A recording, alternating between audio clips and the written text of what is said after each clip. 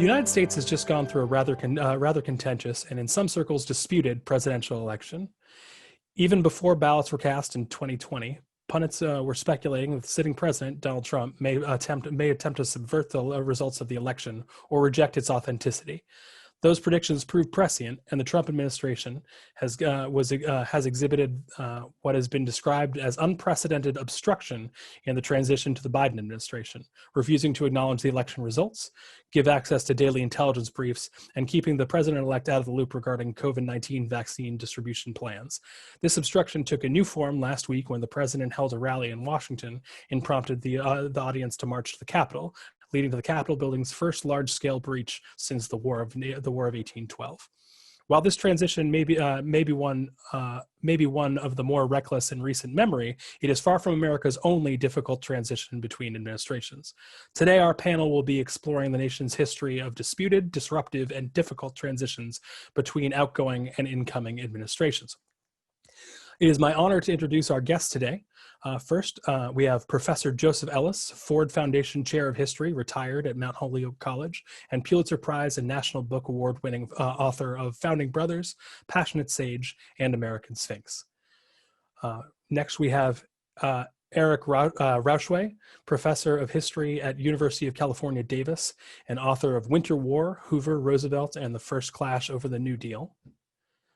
We have Professor Amber Rossner, Associate Professor of Journalism at University of Tennessee, Knoxville, and author of Jimmy Carter and the Birth of the Marathon Media Campaign.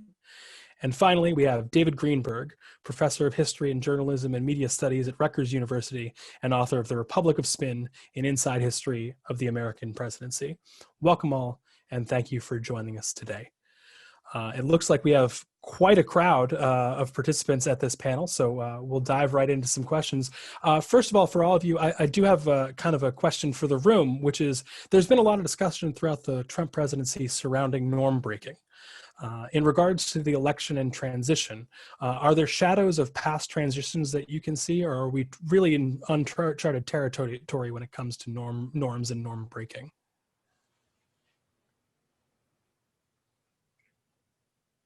Hey, who's going to be the first to take that one? Well, I'll jump in with the rather controversial proposition that fomenting a violent, seditious rally against the U.S. Capitol during the counting of the electoral votes does violate a lot of norms in ways we've never seen before. So, you know, I'll just say, as a historian, starting in 2015, I got lots of calls about, is what Trump is doing unprecedented?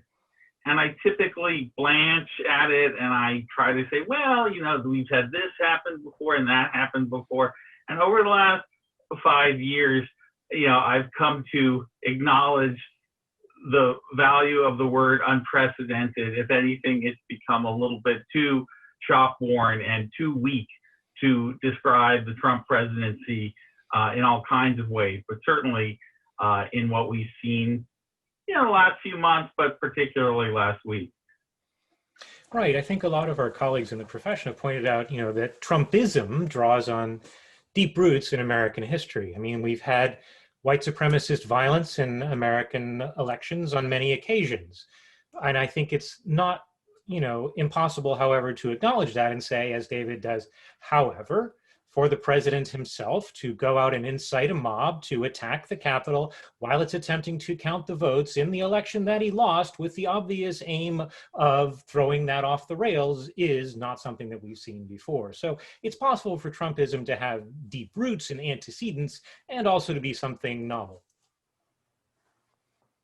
What I think is so crucial and important is for us to contextualize the Trump presidency and trace the kind of roots and origins that we've seen that have contributed to this moment in time, right? And so, for instance, for me, I think that it's very much determined by the last 50 years of American history, particularly how we've seen institutions, the credibility of institutions undermined in this country by attacks to the establishment press, from political actors and presidents, really starting with Kennedy, moving on into Nixon, Carter, also often attacked the establishment press. These became kind of practices that Trump was able to really harness and take full advantage of. That's kind of created this moment in time. I'm just going to interject for just a moment. Professor Ellis, you're muted right now.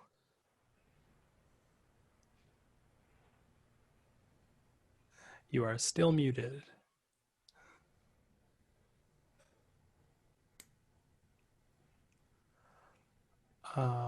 Sorry, yeah, still muted, sir. So Professor Ellis is going to go get some assistance. But you bring up a great point, Professor Rossner, regarding the tracing of the origins. And if you wouldn't mind going into that a bit, that actually would be wonderful. If you could talk a little bit about the origins of some of these problems that we're seeing. Well, certainly. I mean, one that I concentrated in my book, Jimmy Carter and the Birth of the Marathon Media Campaign, is this idea of how individuals who were running for presidential aspirants, began attacking the establishment press, really beginning in the 70s. And that, was part and parcel of Trump's strategy. He was always constantly in the 2016 election cycle trying to, any news headline that he did not like, that presented him in an adverse way, he, attempted to circumvent it by attacking the establishment media. And he was able to successfully do so because, the credibility of the news media has been under attack since the 70s. So. Thank you. Here now? Yeah, welcome back. Professor Ellis, and thank you for that answer, Professor Rossner, really interesting. I just want to throw in that it's always in the interest of historians to say that there are precedents, because otherwise we don't have any wisdom to bring to the table. Though I think that more than any other president in American history, Trump's behavior is unprecedented. But the very ways it's unprecedented has implications that take us back to our founding and to the Constitution and to the flaws that were there, or to the things that depended not on law, but on agreed norms that he was willing to violate. And that it has demonstrated to us the ways in which we need to patch up after Trump some of these cracks in the fissure. I'm on a campaign to launch an end to the Electoral College, for example, which all the founders, upon leaving Philadelphia in September of 1787, regarded as a big mistake. And they'd be unbelievably surprised that we still have it. Anyway, my thought on precedent is that he's the closest thing to an unprecedented character we've ever had in the White House. Now, speaking of precedent, Professor Ellis, one of the reasons we were anxious to have you on the panel was that you happen to be an expert on two of the characters who went through the first transition between presidents of opposing factions, and that was, of course, John Adams and Thomas Jefferson. Now, there's a perception that transition was a rocky one, and in fact, it's been mentioned in the past few months in the press. Is that perception accurate, and in what ways was it difficult? I'll give you the good historian's answer. On the one hand, yes. On the other hand, no. It was rocky in the sense that Adams refused to attend the inauguration of Jefferson. He left on the 4:30 stage that morning, March 4th. In truth, he was most concerned with the fact that his son was dying in New York, Charles. It's also true that he didn't know whether he was supposed to attend the ceremony. This was the first occasion when power changed hands. Washington was followed by Adams, and that was the same party or the same faction. They didn't call themselves parties at that time. In fact, Jefferson, who founded the first political party, who was called the Republicans, and they're not called the Democratic Republicans, as many textbooks say. The Republicans, Jefferson said, if I must go to heaven in a party, I prefer not to go at all. And so they didn't believe they were, but in 1800, power changed hands for the first time. And so the precedent that was set by Adams is the single most important precedent in presidential history. Namely, if you are defeated in an election, you accept the results of that election. And even if there are questions to be raised, you do not raise them. I mean, subsequent presidents like Nixon could have raised the question in 1960 easily. We know that Mayor Daley voted the graveyard 3 times, and that was a very close election. In the 1800 election, Aaron Burr bought the New York legislature for $500, and all 12 electoral votes in New York went to Jefferson. They had gone to Adams in the preceding election. That was the switch that made it a 73-65 vote for Jefferson. Some of the critics of Jefferson's victory also claimed that he was the Negro president because the 3/5 clause gave him an advantage in the electoral votes in the South. But Adams accepted that. And even though he didn't attend the inauguration, again, I think he thought he was supposed to leave. And I'll give you a quote from the Aurora, which was the Republican press, saying, "Leave town. You need to remove yourself like polluted water out the back door and should immediately leave for Quincy, that Mrs. Adams may wash your befuddled brains clear." The word was that he was supposed to be gone. But the election was in November. In January, John and Abigail invited Jefferson for dinner in the White House. And they introduced him to members of the House, which was very important because, I won't get into the weeds here, and I'll try to be succinct, but in the election of 1800, although Adams lost, Jefferson did not win. It was a tie. It was an electoral tie between Burr and Jefferson. Why? Because there was a flaw in the Constitution corrected by a constitutional amendment 2 years later. You voted for 2 people, not for a ticket of 2. It was clear to everyone that Jefferson was a presidential candidate, but Burr got the same number of electoral votes, and therefore it had to go to the House of Representatives. It would take 3 weeks and 36 ballots, or excuse me, 36 ballots to resolve the question. But in their January meeting, Abigail took him aside and said, "You need to talk to some of these people because they're going to decide your fate." And Jefferson didn't even know who they were. Abigail knew who all of them were. And she said, "Listen, I was going to leave the furniture for you, but maybe I should stay behind and advise you for a while until you figure this out." So the relationship between Adams and Jefferson was not akin to the relationship between Biden and Trump. They had history together. They had served together in the Continental Congress. Adams nominated Jefferson to appointed him to write the Declaration of Independence. They had served in Paris together for 3 years, and Jefferson really lived with the family, instructed John Quincy in logic and mathematics. They were very close. But in the election, and one of the things that Adams and Abigail, more than John, couldn't forgive was that Jefferson hired a scandalmonger named James Thompson Callender. And Callender wrote stuff about Adams that was a lie. You know, he intended to be a monarch. He intended to appoint John Quincy his successor. He would never leave office. Also that he was probably insane. Jefferson claimed he had never met Callender, never did this. Callender then published their correspondence together, okay? I'm afraid that Jefferson would have passed a lie detector test on this, just as Trump could probably pass a lie detector test that he won the election. But they held that against him. They also held against him, Jefferson on the other side held against Adams that in the interval between November and March, and then it was March, not January, Adams appointed John Marshall to be Chief Justice of the Supreme Court. The opening occurred because Ellsworth retired. What must be remembered that the Supreme Court was not regarded then with quite the same awe that it is now. Judicial review had yet to exist. In fact, Marshall would create it. And Adams believed he was supposed to do this. But Jefferson always held it against him because he said he planted Buddha a version of the Trojan horse, really, in the middle of his own administration. So there was some bad blood, but the most important point, and I'll end here so that I can set a model of succinctness for everybody else, that when you lose, you go into retirement.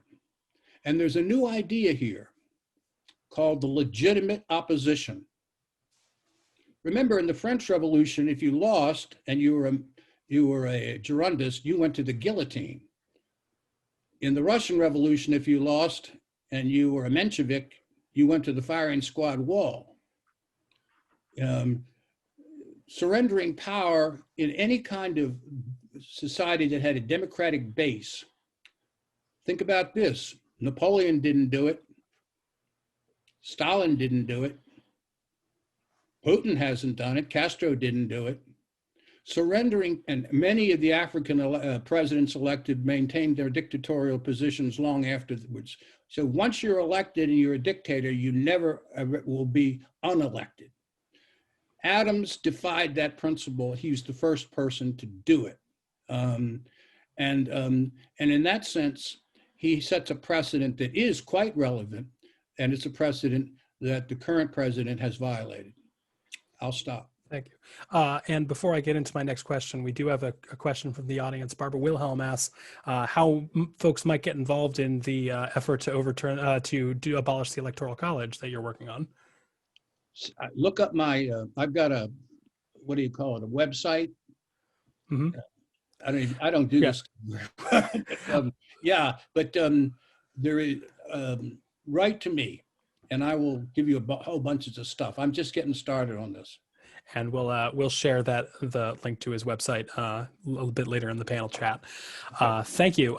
So Professor Rashway, the current transition taking place between during a major international crisis, the COVID pandemic, is obviously central in people's minds. You recently spoke to Vox.com about the Hoover FDR transition and parallels you see between the two transitions during crises.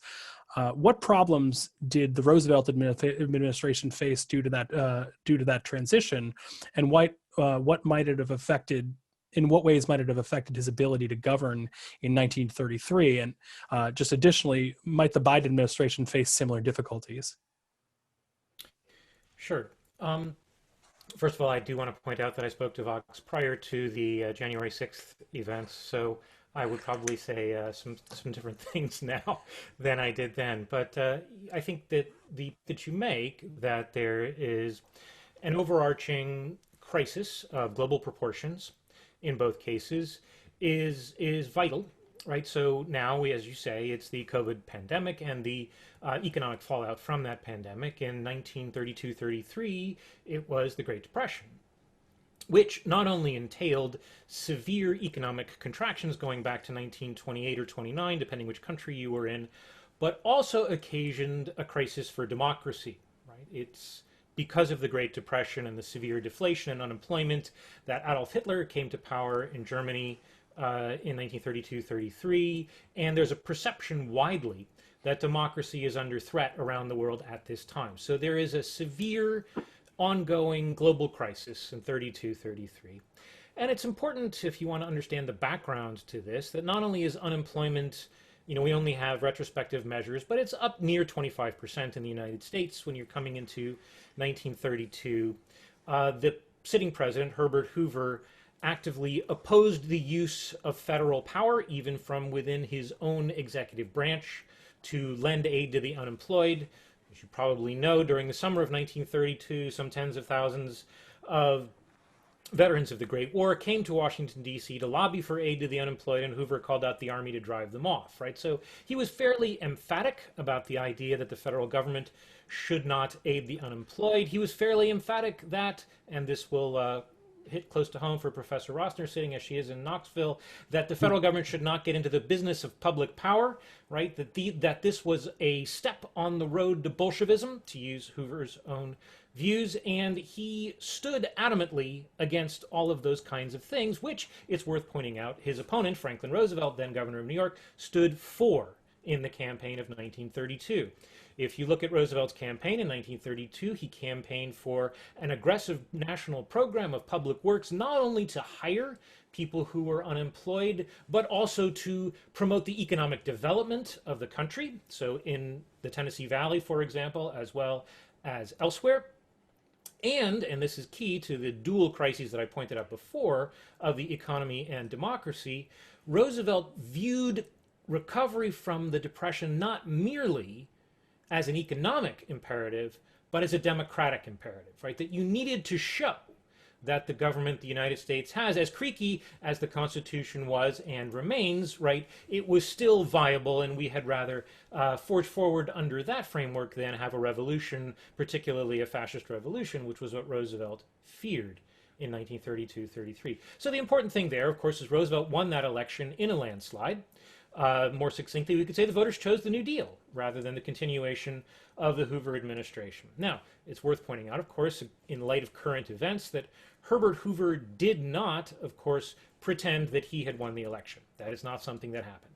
Herbert Hoover did believe that he should have won the election, and he went to his grave with that belief. He went to his grave believing that the New Deal could not work, and therefore it had not worked, despite the evidence of his own eyes and despite his taking agricultural administration checks from the New Deal, right? He's maintained that it must have been a failure. But he devoted the remaining months of office, and this was the last time a president was inaugurated on March 4th. The new date would be set for 1937 for Roosevelt's second inauguration. He used the remaining months of his presidency, Herbert Hoover did, to try to hog-tie Roosevelt to prevent him from seeing the New Deal through when he came into office. And he did some things that we might recognize. For example, one of his initial moves was to try to appoint a commission that would have people appointed by Herbert Hoover that would establish how Roosevelt could negotiate international debt negotiations. So people talking now about Trump appointees sort of being burrowed into the federal government would recognize that particular move. Another thing, of course, he did is that when the Congress was in lame duck session and President-elect Roosevelt was working with Democratic leaders to try to get through a bill that would have resembled the Agricultural Adjustment Act, the farm relief bill that eventually was passed, Hoover scotched that by saying, I will veto any such thing that comes out of Congress, right? And Hoover, of course, maintained going into the last couple of months of his presidency that the rolling wave of bank failures, which had been going on throughout his presidency and which accelerated just before the election, maintained that the only person who could stop them was Franklin Roosevelt, and the only way that Franklin Roosevelt could stop them was by repudiating the New Deal. Right, and Hoover hammered this point repeatedly, week after week after week through the transition period. Most notably, in my view, after Roosevelt survived an assassination attempt, Hoover wrote him a multi-page letter which says, I congratulate you on your survival. Now, please repudiate the New Deal, for 8 pages. So, in those ways, Hoover did dig in and oppose the transition ideologically and politically, even if he didn't, sort of in terms of, personnel. Now, what's the cost, right? We look now at this rocky, to say the least, transition period we're going through. One of the things we can probably say about the 2020 election is that the president lost because of his mishandling of the COVID crisis. It seems quite likely that's one of the major factors that tipped it in favor of his opponent. And people voted for Joe Biden, believing that he would take a more activist, indeed a more competent response to dealing with this pandemic than the sitting president has done. Now, by continuing to oppose the transition, the sitting president has literally ensured that thousands of Americans will die every day. Right? It was open to President Trump to say, I lost the election, my opponent won the election, I will enable a smooth shift to my opponent's policies and my opponent's personnel that would literally have saved lives. He has not done that, right? We could say the same thing about 1932-33, right? In the crisis of the Great Depression, in fact, let me see if I can show you this. This is an illustration of the index of industrial production in the United States between the Great War and the end of the Second World War. And if you look at the shaded bars, those are showing you recessions. And as is kind of conventional in these charts, this right here, this is the Great Depression. It begins there in 1929 and it continues into 1933, but maybe most importantly, what you can see on this chart, these are monthly data points. And because they're monthly data points, we can say that this right here, where it turns around and starts to get better, that's March of 1933. That is literally the month that Franklin Roosevelt took office. And most economic historians will tell you that's because Franklin Roosevelt took certain actions immediately on coming into office, notably that he spurred inflation and he repaired the broken banking system. And that brought money out of hoarding and back into the economy. So you had a spur of economic activity, and you can see that there are spikes up and down. It's not perfectly smooth recovery, but nevertheless, that's where the recovery begins. Well, if that's where the recovery began, there in March of 1933, when Franklin Roosevelt began implementing New Deal policies, that recovery was available to the country as early as November, or indeed as early as, maybe several years earlier. But again, just as it was open to President Trump to say, I lost the election, I will make way for my predecessor and his policies, it was certainly open to Herbert Hoover to say the same thing. That at the very least, he would not stand in the way of the implementation of New Deal policies, he would not threaten to veto them, and that recovery could have happened earlier, and if it had happened earlier, of course, many more people would have been employed, many more people would have kept their farms and their homes, many more people would have kept their lives, because people were literally starving to death in the United States at this point. So on those markers, I would say there are some parallels to be drawn, and it highlights again one of the ways in which the United States Constitution, as Professor Ellis says, is really not to be envied, right? I mean, people look at our Constitution, there are several things in it that are real head scratchers. The Senate is one of them, where, people who live in Wyoming have 80 times the representation of people who live in California. The Electoral College, Professor Ellis has already pointed out, is one of them. This lengthy transition period, even shortened as it now is a third, right? The voters have spoken, they want something different, and then they have to sit on their hands and wait to get it, while quite possibly the outgoing president makes it more difficult for them to get what they just voted for. That is anti-democratic on any even brief examination.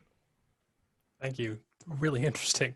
Professor Greenberg, in the 1960 election, there wasn't an incumbent running for office, but Nixon was, of course, the sitting vice president. This election was historically contentious and led to challenges against its validity.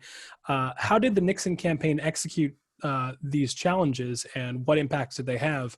And also, were there any lessons that the 2020 Trump campaign may have learned from them? Well, it's a terrific story and a largely forgotten story because it seems in the end to pass without consequence.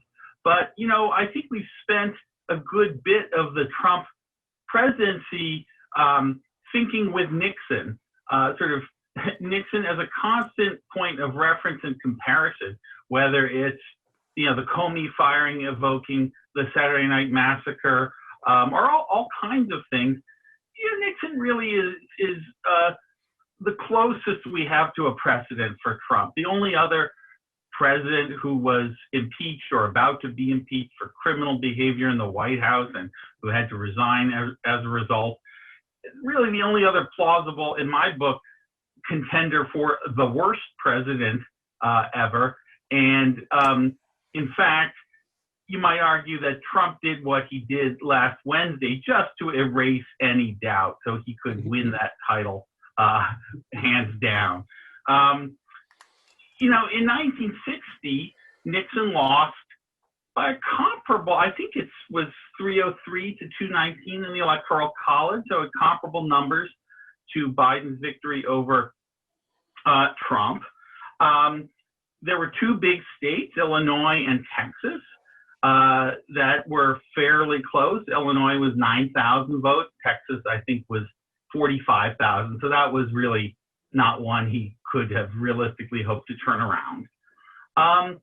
But there were all these rumors, as Professor Ellis said, about Mayor Daley and his machine. We really don't know what they all added up to. It was rather comparable to all the rumors that the Republicans, or some of them, have been propagating lately about what happened here, what happened there. Very little evidence. A lot of talk, very little evidence. And so Nixon decided to challenge the outcome of the election in 13 or 11 different states where he thought he had an outside shot at flipping them. But he handled it rather differently from Trump. He chose publicly to take the high road and to offer a concession. It was a conditional concession to Kennedy, involved the word if this continues, if the numbers turn out this way. But he seemed to be accepting reality. Meanwhile, his campaign managers, the head of the RNC, were doing audits, they were doing recounts, they were doing court cases, they had their journalistic minions digging in, rather like what we saw with Trump. So you see the importance of the words and the position. I mean, here it is symbolic politics matter. The fact that Nixon wasn't out there himself fighting this tooth and nail gave it a different kind of cast. But these challenges, particularly in Illinois, continued well into December. Again, this is forgotten, but there were front page stories in the New York Times about this. Until finally every last one of these challenges fizzled, was thrown out of court, came up short in the vote counting. And in the end, it was ironic. One state flipped, and the state that flipped was Hawaii, which flipped from Nixon to Kennedy. The Kennedy people, when they saw Nixon doing all these challenges, said, oh, hey, well, look at what happened in Hawaii, where there had actually been sort of the initial count went one way, and then there was a state-run recount that had gone the other way. So they did a third count, and it came out for Kennedy. So in the end, all of Nixon's arbitration and argument and contestation lost him, I think, three electoral votes. But it tells you something about Nixon, and it tells you a Trump-like quality that Nixon had, the contempt for democracy, the sense that he wasn't, quite as beholden to the Constitution as most of our presidents have been. Nixon said in his memoir, falsely, that he didn't challenge the 1960 election because he didn't want to put the country through a constitutional crisis, to which the thought occurs he was saving that for 1973. Nixon, to use a phrase I hear a lot now, would keep the quiet parts quiet, where Trump says the quiet parts loud. The Nixon we heard on the tapes, on his secret Oval Office tapes, showed a side of him, rageful, vengeful, full of bigotry, that he really, most of the time, knew better than to present in public. With Trump, there's no such line. There's no such superego to sort of restrain his worst impulses.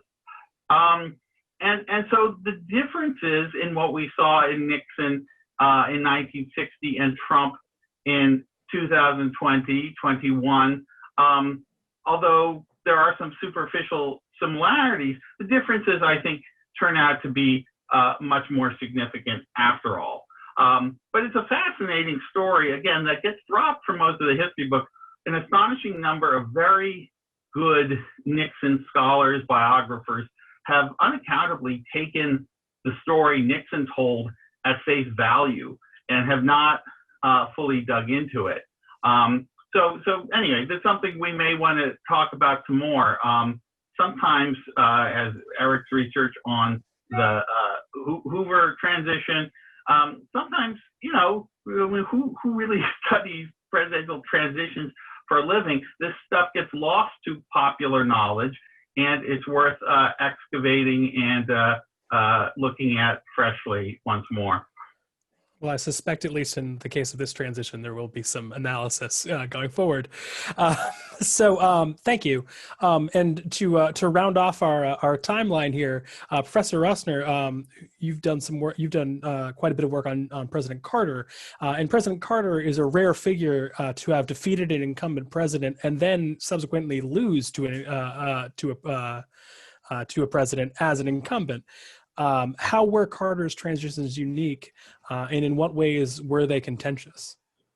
Thank you so much for the question. I think, first of all, it's really important to consider the context that David Greenberg begins to set up for us, and recognizing that the transition that happens in 76 and in 80, it comes in the wake and the aftermath of Vietnam and Watergate, and it was really important in that sense for our country. So really, those two transitions create many of the precedents that we have at this particular juncture in time. So in 76, as the presumptive nominee, Jimmy Carter, this relatively little known presidential candidate who becomes the presumptive nominee, he gets advice from one of his closest advisors, Charles Curbo, that they need to set up a kind of an unprecedented transition operation, largely based on the Presidential Transition Act of 1963. So there's some federal funding, there's some private funding. And so they tap Jack Watson, who is a pretty prominent Atlanta-based lawyer, to begin that transition operation work. And it involves vetting candidates for government posts, the cabinet, policy initiatives, a government reorganization plan. And the idea is that they're wanting to keep it on the down low, that they're really not wanting to tout this to the press because they don't want it to be seen as a shadow cabinet. And what ultimately ends up happening is there becomes a little bit of animosity between Jack Watson and some of the leaders of Carter's campaign operation, in particular his campaign director, Ham Jordan. And as the final weeks of the election come to a close and Carter wins a very narrow victory over Ford, the press catches wind of it. And it's really framed as a bloodless duel in the press. And because of this kind of friction, which becomes kind of part and parcel of the transition process, the best transitions after that are ones that have kind of their campaign and the transition planning in concert, working in concert with one another, and that there is less friction. But because of that friction, even before Carter enters the White House, his White House is labeled in disarray by the press. And this is a point in time where kind of the most prominent journalists, so someone like James Scotty Reston, who's working for the New York Times, is beginning to articulate that this transition moment, this transition process, these 78 days in between the election and the inauguration are just as important as the first 100 days for symbolic purposes, right? And so really, Carter, despite kind of unprecedented advanced planning, because of that friction, he kind of undermines his transition efforts. So what we see in 1980, this is what appears to be a very close election that of course ends in a landslide with Reagan's victory. What we see is Reagan really learns from the lessons of Carter's mistakes during that transition process. So as much as there is some animosity that emerged between Carter and Reagan in the final weeks of that election cycle, largely around the release of the Iranian hostages, and as much as there's friction there, which is amplified in the news media, Reagan is really taking notice of everything that kind of undermined Carter's transition 4 years prior. And so one thing that he does, for instance, as an outsider, he comes into DC and he takes on an insider. And he takes on what would be perceived as one of his enemies, right? James A. Baker III, who had served as the campaign director of Ford's presidential run campaign in 76, and then Bush's in 80.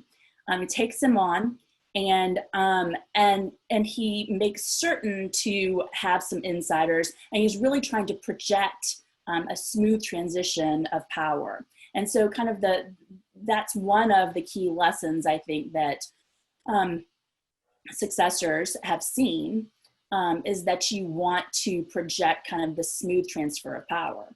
And then the other element of this that I think we see time and again is that any friction is often amplified in the news media.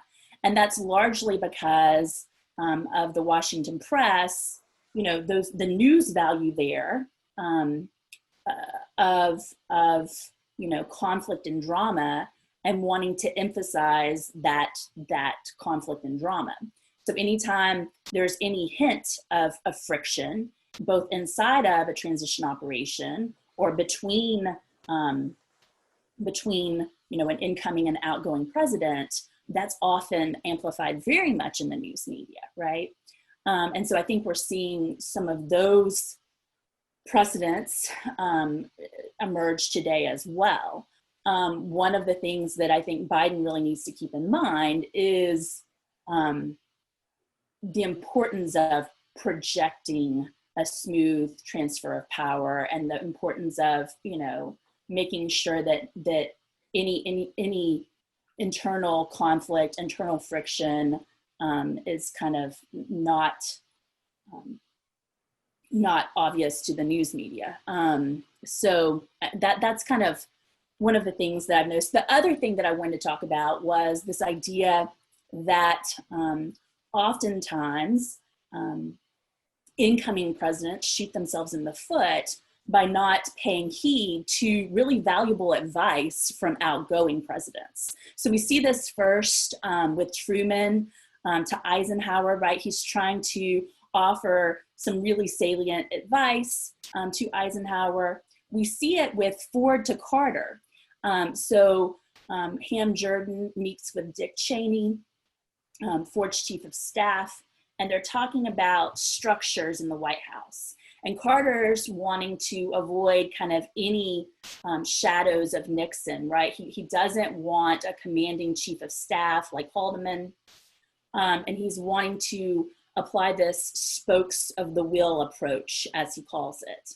And Cheney famously takes a bicycle wheel and shows that to Ham Jordan and says, this is what I have to say about the spokes of the wheel approach, right? Basically that you need a chief of staff and you need that kind of hierarchical structure. And that's something that Carter learns a little too late, right? He ultimately does place Jordan into that chief of staff position, but by that juncture in time, the press and that image of a White House in disarray has materialized and hardened, as someone like Jordan would say. In the same kind of way, Carter's trying to, once again, kind of have a smooth transfer of power with Reagan there in 80 and offer him some salient advice about world affairs. And when Ed Meese meets with his advisors, he famously doesn't take a single note, right? And so oftentimes when incoming presidents and their teams come into power, they're way too flippant about really important and salient advice that an outgoing president is trying to offer. So at any rate, those are the kinds of points that I wanted to make. Thank you. And so we've actually had quite a few good questions in the chat. One of the things that's kind of guided the chat conversation actually goes back to the idea of legitimate opposition and going into retirement. And there's been some pretty interesting conversations about which presidents actually followed that advice. From the point of view of the panel, did do presidents follow that model of legitimate opposition and going into retirement more regularly than not? And are there any glaring examples of people who didn't follow that model that you can see? Well, just to pick on my own favorite character, Herbert Hoover survived until 1964 and spent basically the 3 decades plus after losing the election first believing that he would be the nominee of the Republican Party again in 1936, and then when it became clear that that wasn't going to happen, attempting to dictate, in fact, I would say attempting successfully to dictate what the nature of the Republican Party should be going forward. He began authoring books as early as 1934, giving speeches in 1933, explaining that the essence of the Republican Party, what he called the Republican Party's Ark of the Covenant, was opposition tooth and nail to everything that the New Deal was bringing about. And of course, one of the people who read Herbert Hoover's early writings and was quite taken with them was Barry Goldwater. And another was Richard Nixon. So I would argue that Herbert Hoover helped to make the Republican Party indeed what it is today by dint of hard work during those 3 decades. In fact, he was asked near the end of his life how he appeared to have won the argument with the New Dealers, and he said succinctly, "Well, I outlived the bastards." I'll throw in one. The Adams and Jefferson are interesting in this regard because there's silence between them, between Monticello and what Adams laughingly called Montezillo after to just duplicate his place up in Quincy. But starting in 1813, they begin a correspondence of 158 letters, which is without question the greatest correspondence between 2 former presidents in American history. And it's the capstone of the revolutionary generation. And Adams begins it by saying, "You and I ought not to die until we have explained ourselves to each other." It's elegiac and it's profound. They're the North and South poles of the American Revolution. They complete the revolution. The revolution is not complete unless they're together. You hear what I'm saying? That there's 2 sides to this revolution. There's a democratic side, there's a less democratic side. There's lots of ways to talk about it, but that they, as friends, come together, and the friendship outlives everything else. Jefferson actually admits, he was wrong on the French Revolution, and Adams was right. So that students of the American Revolution read that correspondence and courses I took, and they always think that Jefferson's going to be their favorite because they presume he writes better, and they end up changing their minds. Maybe that's because the teacher's pushing them that way. I don't know. But that correspondence is, without question, the greatest correspondence between American statesmen and American history. I would add, as a sort of general rule, we sort of know that presidents play 2 different roles, at least. Sometimes as a partisan, really fighting for an agenda and being the leader of the party in Congress, and other times trying to put partisanship aside and be what we might call a statesman and speak more in a small r Republican vein. And I think there's sort of journalists in particular, and I love journalists, I used to be one, but tend to promote this myth that former presidents must be only the statesman and never the partisan. I remember when Obama gave this rather scathing speech at the DNC last August about Trump, everyone would think, no former president ever talked about his successor this way. And I thought of Herbert Hoover, who was quite scathing about FDR and the New Deal during 36. And one can think of a lot of other examples, Teddy Roosevelt going after Woodrow Wilson, and so on. It's to be expected that sometimes losers, former presidents, will assume a more combative partisan role, and then other times they're called upon, and we hope will rise to the occasion to play a more statesman-like role. And I think, whether it's Carter, Carter's mixed it up with a lot of former presidents. A lot of them have. So there's no clear-cut answer as to what is the model of behavior for either the outgoing president or the losing candidate. It's Here's there. a question for you, for us. Who's the greatest ex-president? I think it's Jimmy Carter. It's either Jimmy Carter or John Quincy Adams, both of whom are one-termers. I would say John Quincy Adams. You know, there's a wonderful book called The President's Club by Mike Duffy and Nancy Gibbs. Carter, as an ex-president, and this is actually confirmed by Jonathan Alter's new biography, does not come off well. He meddles in George Bush Sr.'s foreign policy, going around him to tell the UN not to support his Iraq plan. Bush has to learn of this from Brian Mulroney of Canada. Clinton sends him on a mission to North Korea, and Carter starts freelancing, announcing deals that he has no authority to announce. He goes from being a neutral arbiter in the Middle East to a very biased arbiter and losing credibility in the eyes of a lot of Americans on the Israeli-Arab conflict. I don't think Carter's former presidency is also great. Obviously, he's done a lot of admirable things in those years, but it's also a mixed bag. Okay. So somebody was asking me if Biden decides to appoint a committee, blue ribbon committee, to investigate the election in order to confirm his own election, but it has to have some sort of bipartisan. Until you told me these things, I said the chair of it should be Carter. I think he could still do that credibly. He has more experience in elections in third world countries than anybody else. Even though he's a Democrat, I think there's a lot of people that still love him. But I might have to change my opinion after listening to you, no, Dave. I think he'd be credible in that role. He is old and not in good health, but I think he could play that role quite credibly. I'll agree with you there. All right.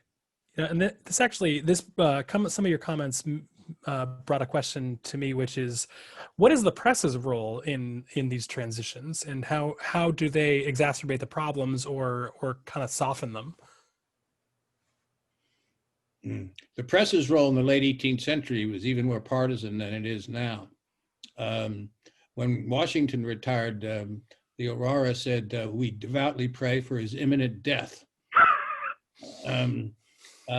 You've heard me on Adams, and so that it's really it's crazy. There's no guidelines for the press. There's no all the news that's fit to print. But I also think that the late 18th century is different in another sense. None of the first four candidates for the presidency that won would ever campaign. It was considered an act of prostitution. Is a different world until Jackson in terms of their view of the presidency. And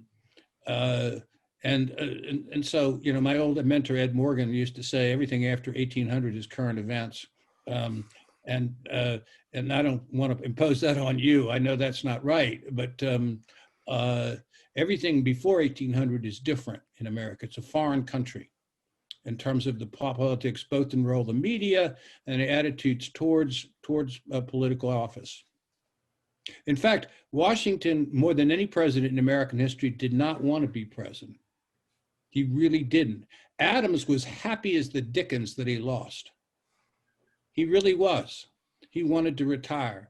They regarded the presidency as an act of service that should be a sacrifice, an act of virtue, that you shouldn't earn anything from it. It wasn't a job, it was a duty. And you know, that's changed since then, obviously. It's the reason why, who was it?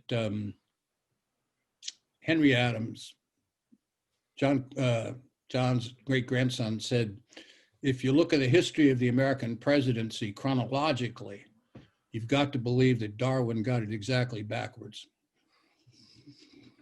Well, he had a family stake in that claim. Well, 18th century guys like me, you know, I say 1800, but my son, my youngest son, went to St. Andrews. They think everything after 1500 is current events. But Professor Ellis is absolutely right. The partisan press of the 1800s would make today's press look a little tame, right? What was it?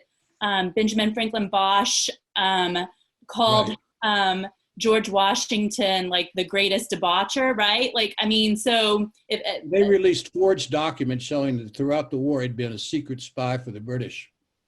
And they picked on his teeth, which wasn't very nice either. So, at any rate, but you know, the whole book that could be written about Washington's teeth. By the way, they weren't wooden. They were horses' teeth, correct? Well, they were rhinoceros and elephant trunks, and it's a metal and bone thing. They used to display them at Mount Vernon, and I claimed I saw them when I was a kid because I grew up in Alexandria, and we used to go to Mount Vernon a lot. And they said they were never on display. And I wrote a book about Washington, and I said I saw them, and then about 100 people wrote in and said I saw them too. And this was in the 60s, you know. And but Washington's teeth is, yeah. I'll drop it. I'm sorry. Just to come back. I think back to the question though, you know, this idea of what role should the press play in transitions is a really important one, and one that we should be considering in this moment. You know, certainly I think we have kind of returned to a partisan moment with the news media, though, you know, many of our legacy news media outlets still do adhere to an objective mode. The problem, as I see it, with commercial media is that they do still adhere to those journalistic news values that emphasize and have a bias towards conflict and drama. And so, therefore, you're always going to see those elements that, you know, whether they're valid or not, the conflict and the pettiness, perhaps, is always going to be emphasized and amplified. To the detriment, I would say, of issues that, you know, we really should be talking about. Everything is breaking news. You know, I told this woman at CNN, why don't you have a segment called Unbreaking News? But I think the real problem isn't the major media market, it's the internet. And that's the place where people are getting their news in ways that certainly nobody back in the 18th century could understand, but even people back in the Roosevelt administration, even the Carter administration, could possibly fathom. And that's what's shaping popular opinion. And that lies behind the ardent Trumpers who believe in these conspiracy theories. And they ardently believe in them. And I don't see how, I mean, when we end up doing infrastructure reform, and I hope we will do that early in the Biden administration, part of the infrastructure I hope we focus on is the airwaves and the internet. And I think there's a recognition now that that's been the Wild West, and it has to be regulated. Yeah, I mean, I'll say Trump himself obviously did a lot to discredit, I don't call them the objective news media so much as the aspirationally objective news media. Those that try to tell the news straight up without editorializing, and many of them still do. Trump did a lot to discredit them in the eyes of their followers, but unfortunately, I think a lot of them did a lot themselves to discredit themselves in the eyes of their followers. Reporters will go on MSNBC or CNN, or they will take to Twitter, and they'll engage in a snarky, opinionated, confrontational tone, and these are news reporters, and say things that would never be allowed under their byline in the news pages of the Washington Post or New York Times. So they then give people on the right grounds to say, see, look, they hate Trump. Instead of maintaining, and it may be a little bit of a fiction or a facade, but instead of maintaining the posture of, I'm going to describe this as accurately and truthfully as I can, but without bleeding over into personal politics or opinion, which used to be the governing norm. I think Twitter in particular has tempted a lot of them, and also Trump. Trump has tempted a lot of people into just saying, it's important that I say he's a liar. It's important that I say he's a monster. But the more they do that, the more they squander their capital as arbiters of what is factually true. It's a bit of a catch-22 perhaps, but I think the mainstream media need to do a lot to rebuild their credibility as reporters who tell you facts and information and let you judge the political valence of it yourself. I think created a problem, though, that it's insoluble within a group like CNN that attempts to be bipartisan. Actually, I think CNN had given Trump free airtime throughout the campaign and wanted to do penance for their sins to some extent afterwards. But that Trump's language, rhetoric, conspiracy theories, lies create a situation where any degree of bipartisanship is virtually impossible. And you forgot to mention Fox News. That's virtually a Politburo. I'm going to interject for just a moment because Professor Rocheway has actually been trying to get a word in for a while here. So, please, Eric. I can't pretend to be a scholar of journalism in the mode of David or Amber, but I will say that I think David is correct when he uses the phrase aspirationally objective journalism. And I think I would point out in response to one of the comments in the question that that's even aspirational objective journalism has been an anomaly in the course of modern American history. I mean, if you look at, again, the period that I specialize in, the Roosevelt presidency, for the bulk of the Roosevelt presidency, the biggest newspapers, the biggest newspaper chains, the biggest radio news chains, the biggest newsreel chains were those of William Randolph Hearst, of Robert McCormick of the Chicago Tribune, of Joseph Patterson of the New York Daily News. These are viciously anti-Semitic and isolationist and pro-German outlets for much of the time that they're publishing. The idea that the past was somehow this superior objective journalism only goes so far as there's a very brief period, and I don't know what years you want to put on it, but it's definitely post-World War II, and it's sometime probably basically during the Cold War when you have this pretense or aspirationally objective journalism.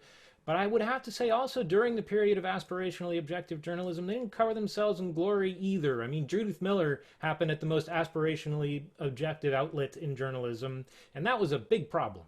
So I think that there's just way too much, credence put on the idea that objective news outlets will save us. I concur completely with that. In fact, I'm a big proponent of transparent advocacy journalism. I think that that's a productive model, quite frankly. I mean, what intrigued me in working on the Carter book was just the sheer amount of critique within the news media that was happening in the 70s about the objective mode, right? It's not just coming from the right. It's not just coming from Agnew. It's coming from inside, right? There's a recognition that in the objective mode, we rely too heavily on the official expert source, right, which tends to be a white man. And we don't seek out voices in marginalized communities as much as we should. So, all of the critiques, they were well articulated in the 70s, including this idea that journalists were becoming too much a part of the process of presidential elections in terms of being kingmakers themselves, like even with regards to their role in presidential debates. So what I think that this is kind of a crucial moment in American history in which we have to kind of, as Professor Ellis said earlier, rethink a lot of these institutions and the roles that they play in order to have a more fully functioning democracy, because this just can't stand. I think that one of the things I propose, along with my great bold move to do away with the Electoral College, is to require every state to make a rule that every graduate from high school has to pass the civics test required of new immigrants. About 30% of the 18-year-old population in the United States can do that now. One of the reasons they're so vulnerable to misinformation is they don't know anything. I mean, I had students at very, very elite schools not knowing what came first, the Civil War or the Revolution. I had one kid at Amherst come up and say, when did the War of 1812 start? I mean, the level of ignorance out there is profound. And that is because of that, partially because of that ignorance, that people are so vulnerable to crazy conspiracy theories. So I have a question specifically about press and its relation to one of these elections, and I think probably Professor Greenberg, you're most suited to answer it. In the 1960 election, James Monacal asks, was the press aware of voter fraud in Illinois and Chicago? So first of all, was there voter fraud in Illinois and Chicago, and was the press aware of it? Well, there almost certainly was some. There's enough kind of anecdotal reporting on it that it's certainly the case that we could say there was some. How much was it enough to swing an election? We really have no basis for saying it did. They did a recount. I mean, I won't get into the whole story, but there was a down ballot office that was entitled to a recount. So while conducting recounts on that, they also recounted Nixon Kennedy. And it was like a few hundred votes that shifted. It was nothing that would have swung Illinois into Nixon's column. So yeah, the press was reporting on allegations of fraud, certainly, claims that, look, the head of the Republican National Committee is saying there's all this fraud. So they reported that, and to the extent that they could authenticate, there were individual stories. This person seemed to have voted with this address, but that address is a burned out building, little bits and pieces. One of Nixon's admiring biographers, a friend of Nixon's, was a guy named Earl Mazo, who wrote for the Herald Tribune, a pro-Eisenhower paper, but fairly objective or aspirationally objective. Mazo was clearly on Nixon's side and went up, trying to find evidence of fraud, and wrote a couple stories about it. Didn't ever amount to anything where Nixon could say publicly that he was robbed, although he continued privately to say he was robbed. But yeah, the public was aware of this, and over time, of course, the legend grew. And I think now a lot of people just assume there was massive fraud committed by Mayor Daley. But we really don't know that that's true. I mean, there's no affirmative basis to believe that that's true. David, you're absolutely right. I've read the books that you told me are probably wrong. I always thought that there was a lot of graft. So you've made me rethink my position. And I was more pro-Nixon than you. I gave him credit for the avenue opening with China. I gave him credit for creating the Environmental Protection Agency. He was, in some ways, he's a deeply flawed character, but he's in some ways a brilliant man. And unlike Trump, I mean, I think he did in the end not challenge, and he did in the end he walked away. And I know he knew he was going to be convicted, but he didn't. The reason he didn't want to put the nation through that. You mean in 74 or in 60?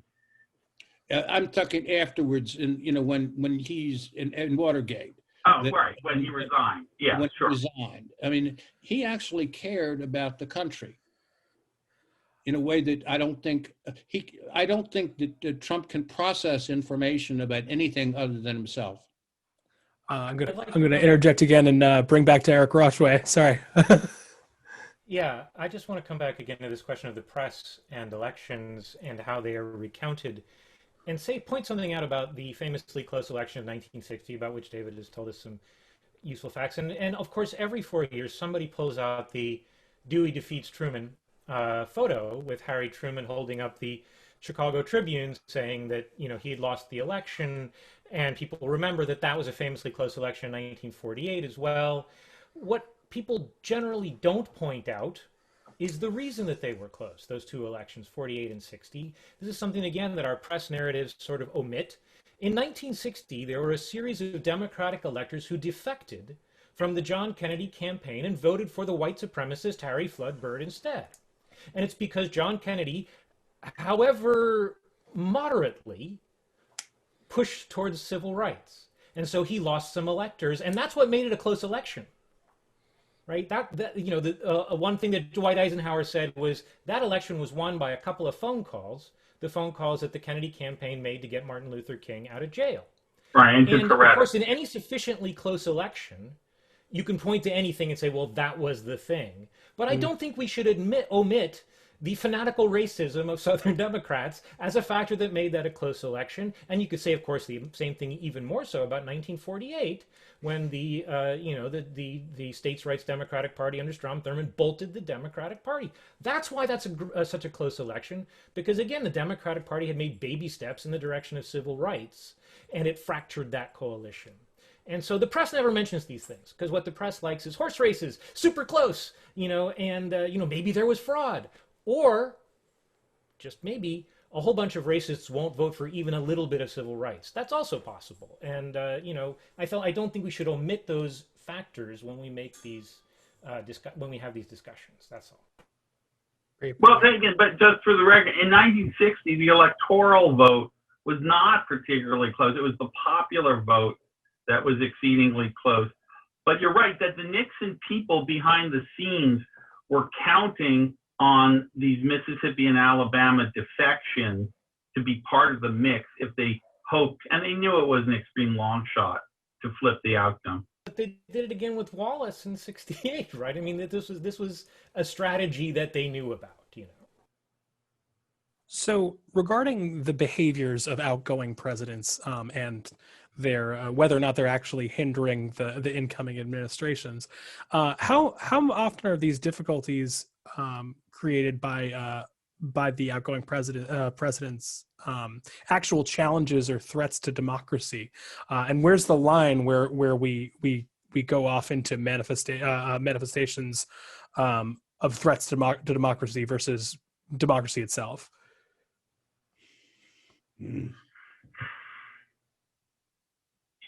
I think we've had really only a few elections where you can say there's been a fundamental challenge to democracy.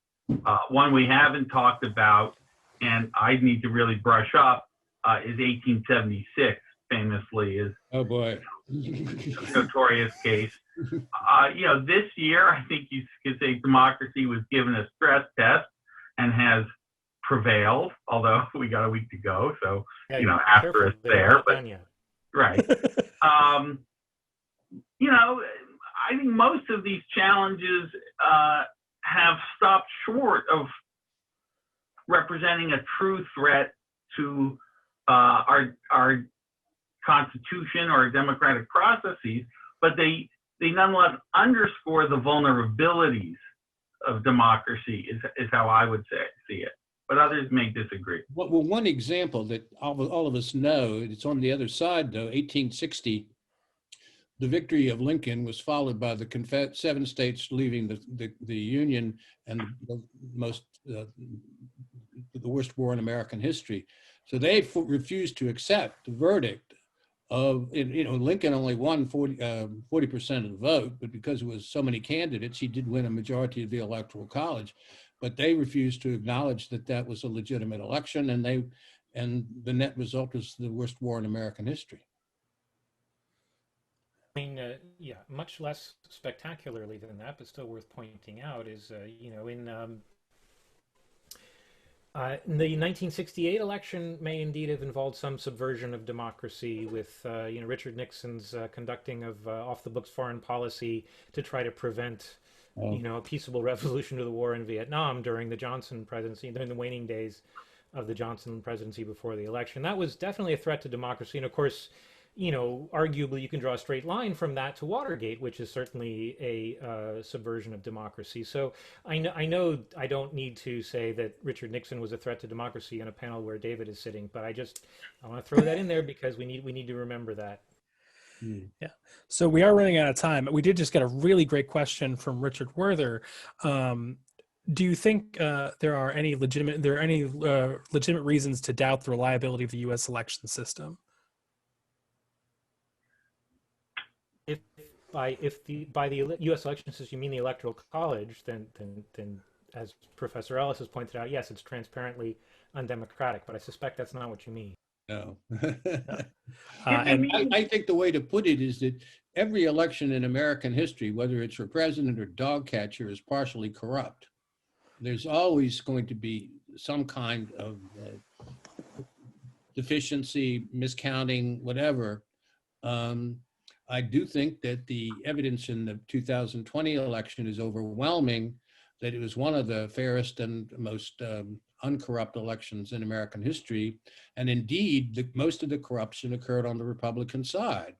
The attempt to get a foreign government to stigmatize Biden, the attempt to essentially use the post office to remove voting machines, or to affect, not voting machines, but mailboxes and first-class mail, the appeal to Southern attorneys general and governors to move to polling. There's one ballot box in all of Houston, for example, and so that there's always corruption. And the question is how much. It's like every person in America who's a president is imperfect. The question is how imperfect. And in this election, I think the overwhelming evidence, there's no question, this is one of the cleanest elections in American history.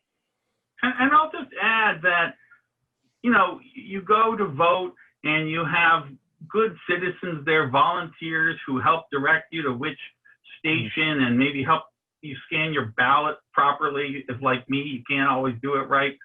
And up and down the line, Republican and Democrat and people in the Secretary of States of each state, by and large, these are honest people who have been imbued with a respect for democracy. And when you look at how Trump tried to challenge it, he flew down these Republicans from Michigan to the White House, you know, tried to get them to engage in monkey business. They tried to get him to give coronavirus aid and issued a statement saying they weren't going to play ball. He tried with Georgia. Republicans up and down the line stood up to him. Judges who he himself appointed threw his cases out of court. His own Supreme Court justices slammed the door in his face. Mike Pence, Mitch McConnell wouldn't go along with him. There are a lot, I mean, we can have a lot of partisan arguments. I think there's a lot that's rotten in the Republican Party today, to show my political colors. But I also think that overwhelmingly, there is a respect for the democratic process that permeates people in all different positions that can give us confidence in our elections, even in trying times like we've seen this last week. Yeah, I think the thing about American elections to remember, both now and in most of American history, is that the corruption is what you have on the surface. Right? The corruption is the Electoral College. The corruption is the Senate. The corruption is, let's draw a rectangle on the map and call it Wyoming and give it 3 electoral votes. I mean, that's, the corruption is, let's strike voters off the rolls. You know, that kind of thing, which we see every 4 years. We saw this year. We saw most spectacularly in 2000. That kind of corruption, you know, that's what we see. Once we actually get to the votes, the vote tabulation, as David says, there seems to be a reasonable amount of procedural and institutional integrity. The corruption is all about the rules, which are gross in their, you know, skew. But, you know, once you actually start playing the game, if you like, then it seems to be, except in obvious and rare cases, more. Michael Kinsley has a line about Washington politics. The scandal isn't what's illegal. The scandal is what's legal. You're saying something similar. And might I just add, given Professor Ellis's comments that there is always corruption in every election from dog catcher to president, and given that all politics is local, I think it's really important in this moment in time to begin reinvesting in local journalism, which has taken a huge hit in the last couple of decades. So we've got to, in addition to, for instance, reconsidering the Electoral College, instituting civics and media literacy and K-12 education, we've got to invest in good journalism, good local journalism. And then, I mean, I actually do think that given the type of disruption that Trump has displayed during this transition process, we need to look at transition reform such that would require more congressional oversight. I think that that's really necessary. Amber, let me ask you a question about Carter, and it relates to Pence now. Here it is. Do you think that Gerald Ford lost because he pardoned Nixon? That was certainly part of it. Okay, because it seems to me highly likely that Pence is going to face this decision. Mm-hmm. That I believe that Trump has been told by his lawyers, he's been told by his late Attorney General, that if he attempts to pardon himself, he's going to be overruled by the Supreme Court. Mm-hmm. I think that's likely, although not certain. That means the only way to pardon himself is to step down the day before and have Pence pardon him. Why would Pence want to do that when Trump was willing to let him see him be killed in the Capitol? But Pence has been loyal for 4 years. Mm-hmm. In my mind, the answer is whether he thinks he has a future in politics. If he pardons him, I think he has no future. But I'm counting on the precedent set by Gerald Ford, and I might be wrong about that. Yeah, because all Carter and Mondale had to do in '76 was refer to it as the Nixon-Ford administration over and over again during the general election. Good, you're supporting my biases. So I do have to wrap this up. Although I could ask a million other questions, we have a bunch of other questions coming in. But I do want to close it with something that Professor Rossner just touched on, which is: are there ways to safeguard against bad behavior and illegal behavior by losing candidates and outgoing presidents? And should there be more? Well, one easy thing we could do is slight amendments to the 1887 Electoral Count Act to remove whatever ambiguity there might be about the vice president's role and Congress's role. I don't think it's particularly ambiguous, but clearly some people did this year. So that's a small change I'll put on the table to begin. Yeah, and you could add to that, just moving up the schedule for the certification and the counting. There's no reason, I guess. I think that's really important. I mean, I think that this is a panel about transitions, and there seems to be an absolute consensus here that the date needs to be moved up sometime, maybe 1 month after the election, something like that, that this old time frame extends the new administration into the future in a way that's harmful and potentially and repairable. And that, of course, would require a constitutional amendment, which is difficult to come by. The other thing that I was going to add that is somewhat easier to come by is DC statehood, which would at least resolve the question of who gets to call out the National Guard in case of any kind of difficulty in the District of Columbia. Wonderful. Well, thank you all for your thoughts and your input on all of this, and thank you to everybody who has watched. We've reached the end of our time today, so a huge appreciation to the panelists. We do have more events coming up, so thanks everyone for coming. And if you want to join us for more events this year, the next one we have is Addicts and the Birth of the Nation on January 27th at 5 p.m., where we will explore how William Monroe Trotter, a prominent Black Boston activist, protested a film by invoking the memory of Crispus Attucks, a man of Black and Native descent who was the first to fall in the Boston Massacre. If you're not doing so already, please do follow Revolutionary Spaces on social media. Most places it's at Rev Spaces, and sign up to our newsletter on our website, revolutionaryspaces.org. Thank you, and thank you everybody. And again, until next time, please do stay well. Thanks a lot.